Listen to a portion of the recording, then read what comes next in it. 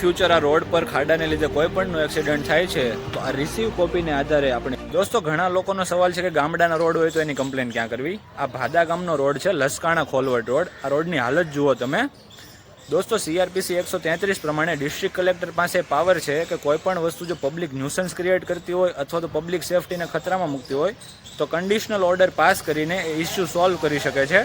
આ આપણી લેખિત ફરિયાદ છે. આમાં પણ એવું લખેલું છે કે આ ગામના ખરાબ રોડને કારણે જાહેર સલામતીને જોખમ છે, રોજિંદા અકસ્માતોનો ભય રહે છે અને આ ઇસ્યુ CRPCની 133ની ડેફિનેશનમાં શું કામ આવે છે. આપણે સુપ્રીમ કોર્ટનું જજમેન્ટ પણ મેન્શન કરી દીધું છે, જેમાં સુપ્રીમ કોર્ટે ક્લિયર કીધું છે કે સેફ વેલ મેન્ટેન રોડ એ તમારો ફંડામેન્ટલ રાઇટ છે.